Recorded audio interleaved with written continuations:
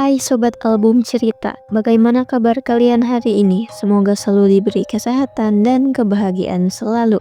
Hari ini kita akan membahas kejadian mengerikan kisah nyata yang terjadi di Serang, Banten pada Maret 2025 kemarin. Tentang kasus yang benar-benar tragis dan menyeramkan. Pelakunya bukan orang asing di mata publik karena dulunya dia pernah viral dan muncul di TV sebagai sosok anak inspiratif. Hidup penuh keterbatasan, ditinggal orang tua, dan hidup bersama neneknya sambil berjualan opak keliling. Tapi kini, ia muncul di pemberitaan lagi. Bukan karena kisah haru, tapi karena tindakan yang sangat-sangat horor. Ia ternyata menjadi pelaku pembunuhan terhadap pacarnya sendiri. Bagaimana kisahnya dan apa motifnya? Langsung saja kita ke ceritanya.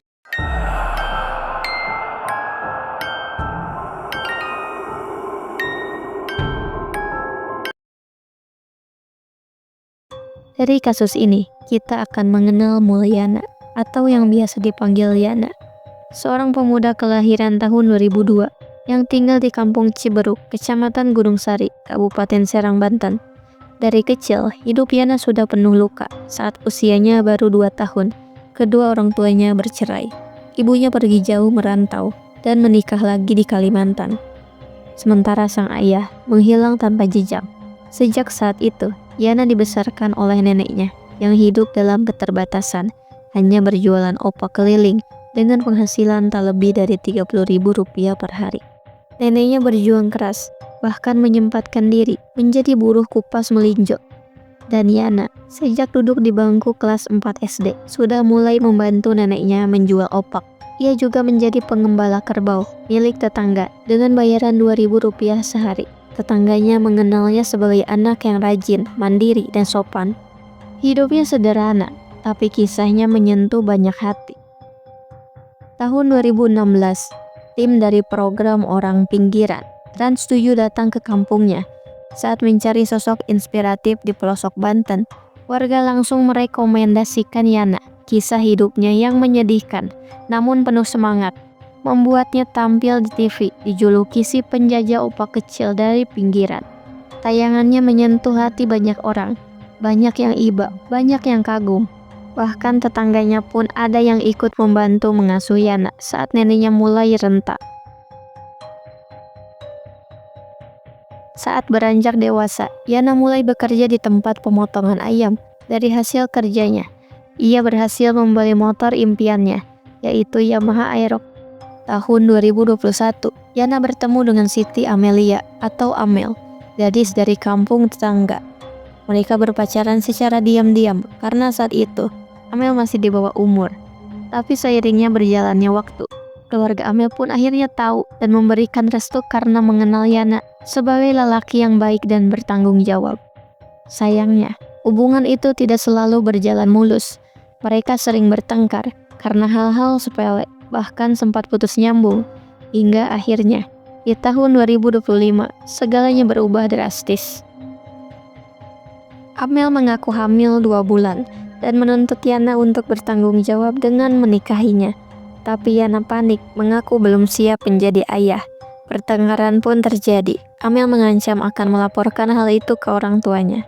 Yana yang terdesak mulai mencari jalan keluar yang kelam. Ia mencari informasi soal obat penggugur kandungan. Lalu tanggal 13 April 2025, Yana mengajak Amel bertemu. Alasannya untuk makan bakso, tapi sebenarnya dia hendak memberinya obat penggugur kandungan yang ia beli lewat COD. Namun rencana itu gagal karena hujan deras. Penjual obat tak datang. Amel pun kembali menuntut Yana untuk menikahinya. Dan saat itulah, sesuatu yang gelap mulai mengambil alih hati Yana. Setelah hujan reda, mereka pergi ke perkebunan sunyi di kampung Ciberuk. Di tempat itu, setelah kembali bertengkar, Yana mencekik Amel dengan kerudungnya. Setelah tubuh Amel tak bergerak, ia membakar jasadnya. Tapi semua tidak berhenti di sana. Yana pulang ke rumah, mengambil golok dan karung. Lalu ia kembali ke lokasi. Di sanalah ia memotong tubuh Amel menjadi beberapa bagian. kepala, lengan, kaki, paha. Ia masukkan sebagian tubuh itu ke karung bersama dompet dan HP korban, lalu membuangnya ke sungai. Sisa tubuh yang lainnya ditutup daun pisang di kebun. Sore hari itu, keluarga Amel mulai resah. Anak gadis mereka tak kunjung pulang. Hingga malam, tak ada kabar. Keesokan paginya, mereka mendatangi rumah Yana. Tapi Yana berbohong. Ia mengatakan Amel bertemu teman-temannya di pasar. Namun gerak-geriknya mulai mencurigakan dan jawabannya pun berubah-ubah. 5 hari kemudian, 3 warga yang tengah mencari burung di kebun mencium bau busuk menyengat. Saat mereka mencari sumbernya, mereka menemukan tumpukan daun pisang dan di baliknya ada tubuh manusia tanpa kelapa. Warga kampung pun heboh. Polisi datang mengevakuasi jenazah dan membawanya ke RS Bayangkara Polda Banten. Keluarga Amel yang mendengar kabar itu langsung datang. Ciri-ciri tubuh itu cocok dengan Amel. Tes DNA mengonfirmasi itu memang Amel.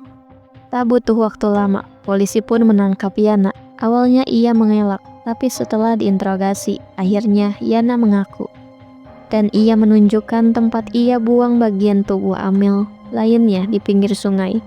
Polisi menemukan kepala korban yang terbungkus karung, tapi kedua lengannya telah menghilang, diduga hanyut terbawa arus sungai. Namun dari hasil autopsi ditemukan fakta yang jauh lebih mengerikan. Saat tubuh Amel dipotong-potong, ia ternyata masih hidup. Ia belum sepenuhnya meninggal saat dibakar dan dipotong. Dan satu hal yang mengejutkan lagi, hasil forensik menunjukkan ternyata Amel tidak pernah hamil. Artinya, kemungkinan besar Amel tidak pernah hamil. Apakah ia berbohong atau Yana yang mengarang cerita untuk membela diri? Sampai sekarang, motif pastinya masih diselidiki polisi. Yang jelas, semua pihak kini menuntut keadilan dari seorang anak yang dulu menginspirasi banyak orang lewat layar kaca. Kini Yana berubah menjadi pelaku pembunuhan paling sadis. Ia dijerat dengan pasal pembunuhan berencana. Ancaman hukumannya yaitu penjara seumur hidup atau hukuman eksekusi. Jadi itulah kasus yang dilakukan Mulyana, seorang pria yang dulu menjadi sosok inspirasi namun kini berubah menjadi psikopat yang mengerikan. Semoga Amel diberikan tempat terbaik di sisi Tuhan. Dan semoga keluarga yang ditinggalkan diberi ketabahan dan keikhlasan. Terima kasih sudah menonton. Sampai jumpa di kasus-kasus selanjutnya.